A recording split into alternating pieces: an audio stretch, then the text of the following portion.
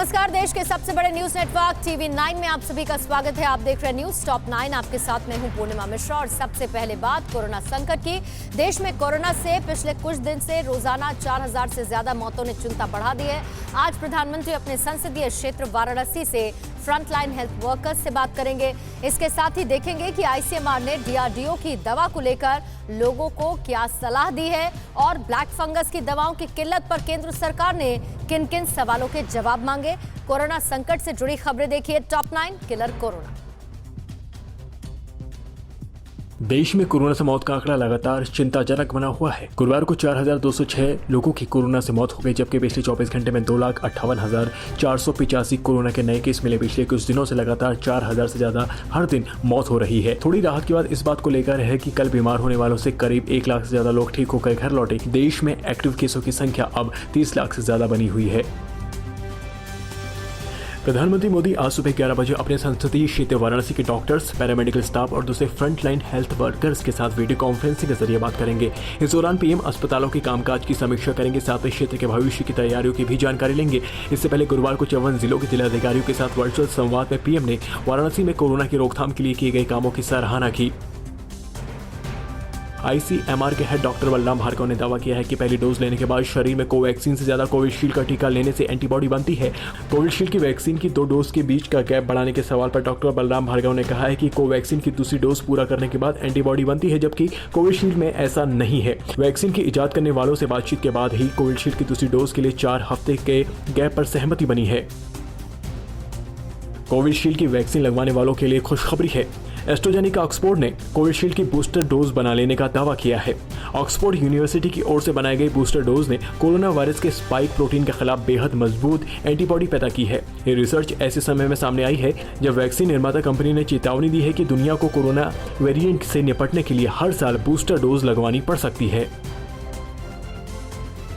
ICMR के head doctor Balram Bhargava ने कहा है कि कोरोना महामारी शुगर के मरीजों की संख्या बढ़ा सकती है। कोरोना मरीज डायबिटीज के शिकार हो सकते हैं। उन्होंने डीआरडीओ की दवा 2DG को लेकर भी कहा है कि ये दवा नई नहीं है, इसका इस्तेमाल बदल गया है। डॉक्टर भार्गव ने कहा है कि 2DG दवा कोरोना के हल्के और मध्यम स्तर के रोगियों के लिए ठीक है। कोरोना के क्रिटिकल मरीजों के लिए ये दवा ठीक नहीं है।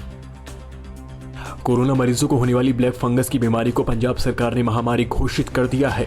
कैबिनेट की कोरोना रिव्यू बैठक में पंजाब के सीएम कैप्टन अमरिंदर सिंह ने स्वास्थ्य विभाग को तमाम जरूरी दवाइयां सभी सरकारी अस्पतालों और ग्रामीण हेल्थ सेंटरों पर उपलब्ध कराने के निर्देश दिए हैं। पंजाब के सिर्फ 3 जिलों में 50 से ज्यादा ब्लैक फंगस के मामले सामने आ चुके हैं। कोरोना संकट के बीच दिल्ली में ब्लैक फंगस के बढ़ते मामले नई परेशानी खड़ी कर रहे हैं। मुख्यमंत्री अरविंद केजरीवाल ने कहा है कि जरूरत पड़ी तो दिल्ली में भी ब्लैक फंगस को महामारी घोषित किया जाएगा। दिल्ली में फिलहाल 200 ब्लैक फंगस के मरीज हैं, जिनका अलग अलग अस्पतालों में इलाज चल रहा है। दिल्ली सरकार ने ब्लैक फंगस के लिए अलग अलग डेडिकेटेड सेंटर बनाए हैं। ब्लैक फंगस के बढ़ते मामले को लेकर दिल्ली हाई कोर्ट ने कल केंद्र से कहा है कि वो उन कदमों की जानकारी दे जो ब्लैक फंगस के इलाज के इस्तेमाल में होने वाली दवा के आयात के लिए उठाए जा रहे हैं। दरअसल देश में ब्लैक फंगस के इंजेक्शन को लेकर भारी किल्लत है। कोर्ट को केंद्र ने बताया कि देश भर में 7251 ब्लैक फंगस के मामले हैं। हाई कोर्ट मामले में अब मंगलवार को सुनवाई करेगा। ब्लैक फंगस के बाद अब कोरोना मरीजों में नई बीमारी व्हाइट फंगस के भी लक्षण मिलने लगे हैं। बिहार में व्हाइट फंगस के 4 मामले सामने आए हैं। व्हाइट फंगस के सभी संक्रमित पटना के पीजीएमसी में भर्ती हैं। एक्सपर्ट्स व्हाइट फंगस को ब्लैक फंगस से ज्यादा खतरनाक बता रहे हैं, क्योंकि ये त्वचा, पेट, गुर्दा, मस्तिष्क, निजी अंगों और फेफड़ों के अलावा मुंह को भी प्रभावित कर सकता है। हरियाणा में भी व्हाइट फंगस के मामले सामने आए हैं। स्वास्थ्य मंत्रालय ने लोगों को चेताते हुए कहा है कि लोगों की लापरवाही भारी पड़ सकती है। वैक्सीन लेने वालों के लिए क्या राहत भरी स्टडी सामने आई। जून में कितने लोगों को टीका लगाने का टारगेट सरकार तैयार कर रही है और महाराष्ट्र, दिल्ली और उत्तर प्रदेश में कोरोना की रफ्तार में कमी दर्ज की गई। देखते हैं टॉप 9 कोरोना से जा। स्वास्थ्य मंत्रालय ने कहा है कि पिछले 2 सप्ताह से कोरोना संक्रमण की दर में कमी आई है, लेकिन 50% लोग अब भी मास्क नहीं पहन रहे। ज्यादा लापरवाही और ढील खतरनाक हो सकती है। देश में एक्टिव केस 12.1% हैं और कोविड से रिकवरी 86.7% हो गई है। देश में कुल एक्टिव केसों का 69% सिर्फ 8 राज्यों में है। इन 8 राज्यों में 1 लाख से ज्यादा एक्टिव केस हैं, जबकि 19 राज्य ऐसे हैं जहाँ 50,000 से कम एक्टिव केस हैं। कोरोना का टीका लगाने वालों का अस्पताल जाने की संभावना 1% से भी कम है। दिल्ली के इंद्रप्रस्थ अपोलो अस्पताल की स्टडी में इस बात का खुलासा हुआ है। स्टडी में ये पता चला है कि टीकाकरण के बाद 0.06% लोगों को ही अस्पताल जाने की जरूरत पड़ी है। टीकाकरण अभियान के शुरुआती 100 दिनों के दौरान कोविशील्ड वैक्सीन का उपयोग करने वाले स्वास्थ्य कर्मियों पर ऑब्जर्वेशन स्टडी की गई थी। दिल्ली में वैक्सीन की कमी की वजह से आज वैक्सीनेशन को लेकर बड़ा संकट खड़ा हो सकता है। 18 से 44 साल वालों के लिए आज से दिल्ली के 150 सेंटरों पर वैक्सीन बंद कर दिया गया है। 18 से 44 साल वालों के लिए कोवैक्सीन का स्टॉक खत्म हो चुका है और कोविशील्ड का स्टॉक भी कुछ देर के लिए ही बचा है। Health care workers, frontline workers और 45 साल से ज्यादा उम्र वालों के लिए 2 दिन की कोवैक्सीन और 9 दिनों की कोविशील्ड का ही डोज बचा है। कोरोना के खिलाफ विजय के लिए देश भर में टेस्टिंग को युद्ध स्तर करने की तैयारी है। केंद्र सरकार अगले महीने से रोजाना 45 लाख लोगों को कोरोना टेस्ट करवाने की योजना है। ICMR का कहना है कि पिछले साल RT-PCR पर ज्यादा जोर दिया गया था, लेकिन इस बार ज्यादा जोर एंटीजन टेस्ट पर है क्योंकि इसका नतीजा जल्द पता चल जाता है। जल्दी पता चलने पर जल्द आइसोलेशन कर सकते हैं। उन्होंने कहा है कि बड़े शहरों में RT-PCR पर फोकस किया जा रहा है। कर्नाटक में 18 से 44 साल वालों के लिए टीका अभियान 22 मई से फिर शुरू किया जाएगा। वैक्सीन डोज की कमी के चलते पिछले एक हफ्ते से 18 से 44 साल वालों के टीकाकरण रोक दिया गया था। अब तक 1 करोड़ 10 लाख लोगों को टीका लगाया जा चुका है। कल पूरे राज्य में कोरोना के करीब 29,000 केस मिले, जबकि 548 लोगों की मौत हो गई। बीजेपी के राष्ट्रीय अध्यक्ष JP नड्डा आज देश भर में 824 कोविड हेल्थ डेस्क की शुरुआत करेंगे। कोविड हेल्थ डेस्क की स्थापना बीजेपी के किसान मोर्चे ने की है। कोरोना महामारी के संकट के बीच इस हेल्थ डेस्क के जरिए मदद की जाएगी। किसान मोर्चा के अध्यक्ष राजकुमार चाहरा ने कहा है कि पार्टी पहले ही सेवा की संगठन और मेरा बूथ कोरोना मुफ्त अभियान चला रही है। महाराष्ट्र में कोरोना से मौत के आंकड़े ने एक बार फिर चिंता बढ़ा दी है। कल राज्य में 984 लोगों की मौत हो गई, जबकि नए केस लगातार कम हो रहे हैं। कल करीब 30,000 नए केस सामने आए हैं। इस बीच राज्य में बढ़ते ब्लैक फंगस के मामले को देखते हुए इसे महामारी घोषित किया गया है। महाराष्ट्र में 90 से ज्यादा ब्लैक फंगस के मरीजों की अब तक मौत हो चुकी है। दिल्ली और उत्तर प्रदेश में कोरोना को लेकर राहत भरी खबर है। दिल्ली में कल नए केस घटकर 3,500 के नीचे आ गए हैं। गुरुवार को दिल्ली में 3,231 नए मामले सामने आए हैं। ये 1 अप्रैल के बाद सबसे कम आंकड़े हैं, जबकि 233 लोगों की मौत हो गई। उधर उत्तर प्रदेश में कल 6,725 नए मरीज मिले, जबकि 236 लोगों की मौत हो गई। नए केसों में गिरावट की वजह से पिछले लॉकडाउन को भी माना जा रहा है। उत्तराखंड के गांव में कोरोना के हालात काफी गंभीर हैं। उत्तरकाशी में कोरोना संक्रमण के 1900 मामले सामने आ चुके हैं। जिले के 80 जगहों को पूरी तरह से सील कर कंटेनमेंट जोन बना दिया गया है। अब तक इस महामारी से 60 लोगों की यहां मौत हो चुकी है। गांव में खांसी बुखार की शिकायत मिलने के बाद जिला प्रशासन की टीमें अब गाँव-गाँव जाकर सैंपलिंग में जुटी है। उधर चमोली में भी ज्यादातर लोग बुखार, खांसी, सर्दी से पीड़ित हैं। पंजाब सरकार ने कोरोना काल में अनाथ हुए बच्चों की मदद करने का ऐलान कर दिया है। गाजियाबाद के एक गांव में कोरोना के डर से लोगों ने हुक्का पानी छोड़ दिया। कोरोना को भगाने के लिए कई गांव में लोग अंधविश्वास के शिकार हो रहे हैं। कोरोना को हराने वाली खबरें देखिए। टॉप 9 हारेगा कोरोना।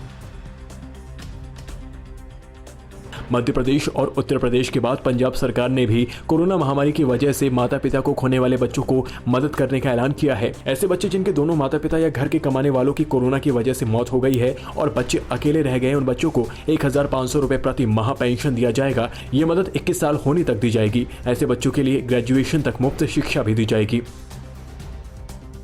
कोरोना संक्रमण के गांव में पैर पसारने के बाद गाजियाबाद के लोनी के एक गांव में लोगों ने हुक्का पीना छोड़ दिया है। गांव में कोरोना से कई लोगों की मौत हो चुकी है। कोरोना से हो रही मौत के डर से गांव के पंचायत में हुक्का बंद कर दिया गया है। हुक्का का पाइप कई लोग इस्तेमाल करते थे, इसी से कोरोना का संक्रमण ही फैल रहा था। लोनी गाँव में लोग घरों से भी कम निकल रहे हैं।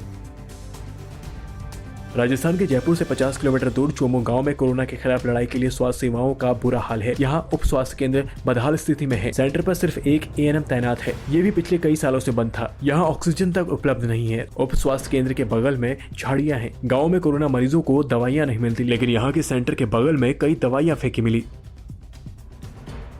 बिहार के वैशाली के राजा पाकर स्वास्थ्य व्यवस्था की बदहाल तस्वीर सामने आई है।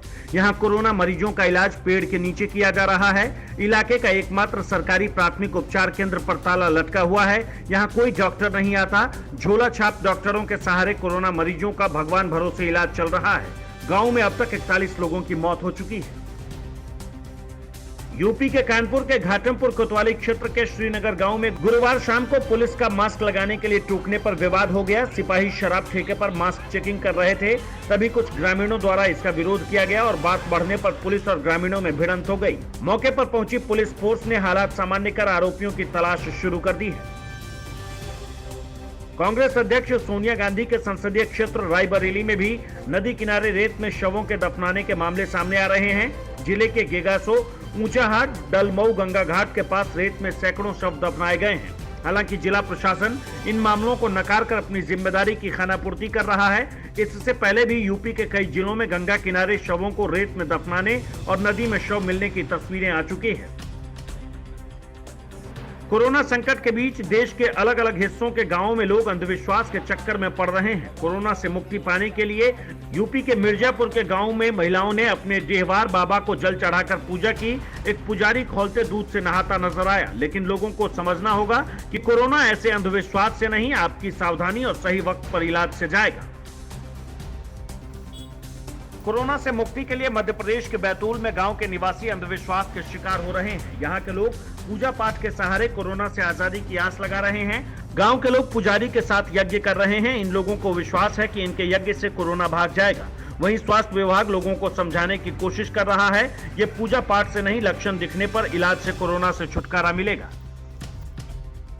कोरोना काल में डॉक्टरों और फ्रंटलाइन हेल्थ वर्करों को कई घंटों तक पीपीई किट पहनकर ड्यूटी करनी पड़ती है। पसीने की वजह से इन्हें बार बार पीपीई किट बदलना होता है, लेकिन पुणे के इंजीनियर निहाल सिंह आदर्श ने यह परेशानी दूर करने के लिए नया डिवाइस बनाया है। वेंटिलेशन डिवाइस छोटे पंखे जैसा है, जो पीपीई किट में लगाकर घंटों आसानी से काम कर सकते हैं। बैटरी से चलने वाली इस किट की कीमत 4,500 है। मिस्र की मध्यस्थता से इजरायल और हमास के बीच 11 दिन से चल रही खूनी जंग थम गई। दोनों पक्षों ने संघर्ष विराम का ऐलान कर दिया। इस बीच अमेरिकी राष्ट्रपति जो बाइडेन ने इजरायल के पीएम बेंजामिन नेतन्याहू से बात कर संघर्ष विराम का स्वागत किया। हालांकि अमेरिका ने कहा है कि इजरायल के सुरक्षा हितों की रक्षा में वो सहयोग करते रहेंगे। इसके साथ ही देखेंगे कि अरब सागर में डूबे हुए जहाज में कितने लोग मारे गए और हत्या के आरोपी ओलंपिक विजेता पहलवान सुशील कुमार पुलिस को चकमा देने के लिए क्या क्या तिकड़म अपना रहा है। देश विदेश से जुड़ी अहम खबरें देखिए टॉप 9 देश विदेश।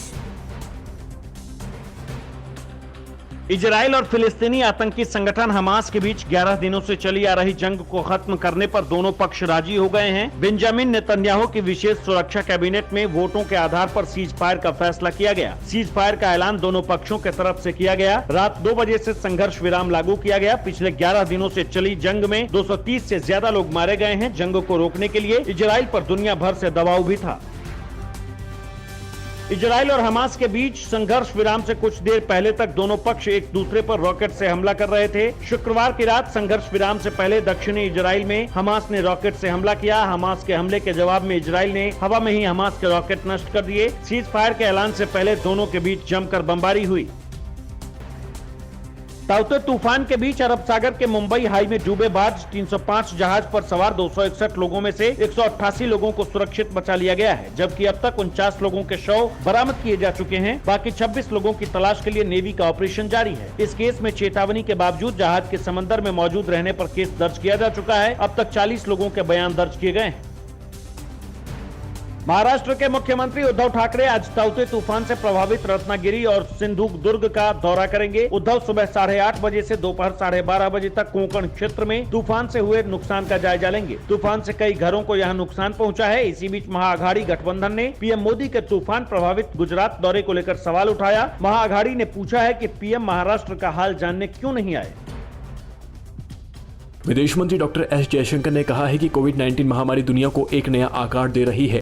विदेश मंत्री ने 26वें future of Asia Nikkei Asia सम्मेलन को संबोधित करते हुए कहा कि मौजूदा संकट का वैश्विक व्यवस्था और एशिया के भविष्य पर पड़ने वाले दीर्घकालीन प्रभाव समझना अभी बाकी है। उनके मुताबिक भारत जापान साझेदारी इन समस्याओं को दूर करने में एक वास्तविक परिवर्तन ला सकती है।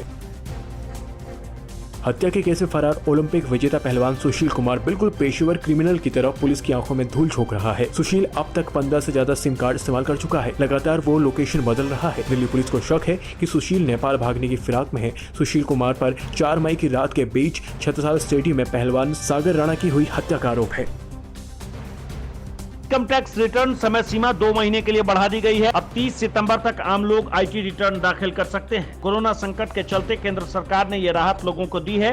इसके साथ ही सरकार ने और भी बड़े फैसले लिए हैं। इसके तहत इनकम टैक्स ऑडिट की आखिरी तारीख 13 अक्टूबर 2021 से बढ़ाकर 30 नवंबर 2021 कर दी है, जबकि टैक्स ऑडिट रिपोर्ट फाइनल करने की अंतिम तारीख 30 सितंबर से बढ़ाकर 31 अक्टूबर कर दी गई है।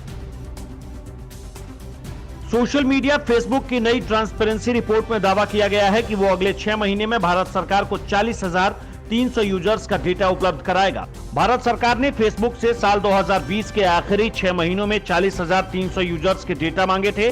सरकार ने आपत्तिजनक पोस्ट और इन अकाउंट्स को मिल रही शिकायतों के बाद फेसबुक से इनका डेटा मांगे थे। उत्तराखंड में भारी बारिश के बाद कई इलाकों में लैंडस्लाइड हुआ। हल्द्वानी में नदी का जलस्तर बढ़ने के बाद अलर्ट। योगी सरकार ने इस साल स्कूलों की फीस बढ़ाने पर रोक लगा दी और पूर्व पीएम राजीव गांधी के पुण्यतिथि पर आज कांग्रेस मास्क अभियान चलाएगी। राज्यों से जुड़ी खबरें देखिए टॉप 9 राज्य विशेष। उत्तराखंड के चमोली के लामगढ़ इलाके में भारी बारिश के बाद भूस्खलन हुआ। लैंडस्लाइड की वजह से चलते बद्रीनाथ राष्ट्रीय राजमार्ग को 7 दिन के लिए बंद कर दिया गया है। इलाके के लोग दहशत में हैं। लोगों का कहना है कि मई के महीने में इस तरह के हालात नहीं दिखे थे। रास्ता बाधित होने की वजह से वाहनों की लंबी लंबी कतारें लग गई हैं और लोग जाम में फंस गए हैं। वहीं मलबे को हटाने के स्थानीय पुलिस और एनडीआरएफ की टीम जुटी है। उत्तराखंड में भारी बारिश के बाद हल्द्वानी में भी जनजीवन अस्त व्यस्त हो गया है। पहाड़ से आए भारी मात्रा में पानी के चलते गौला नदी उफान पर है। गौला नदी के उफान के चलते जिला प्रशासन ने अलर्ट जारी करते हुए नदी और गधेरों के आसपास लोगों से नहीं जाने की अपील की है। गौला बैराज का जलस्तर 3400 क्यूसेक से ऊपर पहुंच गया है, जिसके चलते गौला बैराज से नदी में पानी छोड़ा गया है। आपदा प्रबंधन के अलावा सभी थाना चौकियों को भी अलर्ट पर रखा गया है। उत्तर प्रदेश के सभी निजी स्कूल 2021 और 22 सेशन की में फीस नहीं बढ़ा सकेंगे। योगी सरकार ने सत्र के लिए फीस बढ़ाने पर रोक लगा दी है। यह आदेश यूपी के संचालित सभी बोर्डों से संबंधित हर स्कूल पर लागू होगा। गुरुवार को उप मुख्यमंत्री दिनेश शर्मा ने कहा है कि कोविड-19 के चलते बने हालात से कई परिवार आर्थिक रूप से प्रभावित हुए हैं। अभिभावक 3 महीने की एक साथ फीस देने के बजाय फिलहाल हर महीने फीस दे सकते हैं। पश्चिम बंगाल के सीआईडी ने भ्रष्टाचार निवारण अधिनियम के तहत एक मामले में बीजेपी सांसद अर्जुन सिंह को नोटिस जारी किया है। सीआईडी ने उन्हें 25 मई को कोलकाता में पेश होने के लिए कहा है। नोटिस को लेकर अर्जुन सिंह ने कहा है सीआईडी के सामने पेश होने को लेकर वह अपने वकील से सलाह लेंगे, उसके बाद इस बारे में फैसला लूंगा। उन्होंने पश्चिम बंगाल सरकार पर सीआईडी के दुरुपयोग का आरोप लगाया है। हरियाणा के हिसार के माजरा गांव के लोगों ने किसानों पर लाठीचार्ज के बाद कोविड लॉकडाउन का बहिष्कार करने का फैसला किया है। गुरुवार को ही पंचायत के बाद लोगों ने कहा है जब तक किसान आंदोलन चलेगा तब तक किसी भी नेता और अधिकारी को गांव में घुसने नहीं दिया जाएगा। इसके अलावा लोगों का कहना है कि हिसार में मुख्यमंत्री के कार्यक्रम में कोविड नियमों की धज्जियां उड़ाई गई और धारा 144 का उल्लंघन किया गया। केरल सरकार 24 से 25 मई को विधानसभा सत्र करने के लिए राज्यपाल आरिफ मोहम्मद खान से सिफारिश करेगी। शपथ ग्रहण के बाद पहली बैठक में सोमवार को नवगठित विधानसभा का पहला सत्र बुलाने का फैसला लिया गया। इससे पहले गुरुवार को केरल में मुख्यमंत्री पिनराई विजयन की अगुवाई में नए मंत्रिमंडल के शपथ ग्रहण की और पदभार संभाला। सत्तारूढ़ लेफ्ट डेमोक्रेटिक फ्रंट एलडीएफ ने लगातार दूसरी बार राज्य की सत्ता संभाली है। पूर्व प्रधानमंत्री राजीव गांधी की पुण्यतिथि के मौके पर आज कांग्रेस देश भर में मास्क को लेकर जागरूकता अभियान चलाएगी। कांग्रेस ने कहा है कि राजीव जी की पुण्यतिथि के मौके पर पार्टी कार्यकर्ता अलग अलग अस्पतालों के बाहर कोविड मरीजों के रिश्तेदारों के लिए भोजन भी उपलब्ध कराएगी। साथ में टीकाकरण संबंधी पंजीकरण और मास्क पहनने को लेकर बड़े पैमाने पर जागरूकता अभियान चलाएगी। जम्मू कश्मीर के उपराज्यपाल मनोज सिन्हा ने निलंबित डीएसपी देविंदर सिंह को तत्काल प्रभाव से सेवा से बर्खास्त कर दिया है। देविंदर सिंह पर प्रदेश की सुरक्षा के साथ खिलवाड़ और आतंकवादी संगठनों तक पैसा पहुंचाने के मामले में दोषी पाए गए थे। देविंदर सिंह के खिलाफ एनआईए ने पिछले साल ही कोर्ट में चार्जशीट दाखिल कर दी थी। आंध्र प्रदेश के नेल्लूर जिले के गुडूर रेलवे स्टेशन पर एक रेलवे कर्मचारी की बहादुरी और सूझबूझ से एक शख्स की जान बच गई। दरअसल युवक चलती गुड्स ट्रेन में चढ़ने की कोशिश में फिसलकर नीचे गिर रहा था, तभी वहां खड़े एक रेलवे कर्मचारी अपनी जान जोखिम में डालकर उसे बचाया। बाहर खींचने की कोशिश में रेलवे कर्मी भी नीचे गिर गया, लेकिन फिर भी उसने युवक को बचा लिया। परवाह देश की, सोमवार से शुक्रवार रात 10 बजे TV9 भारतवर्ष पर।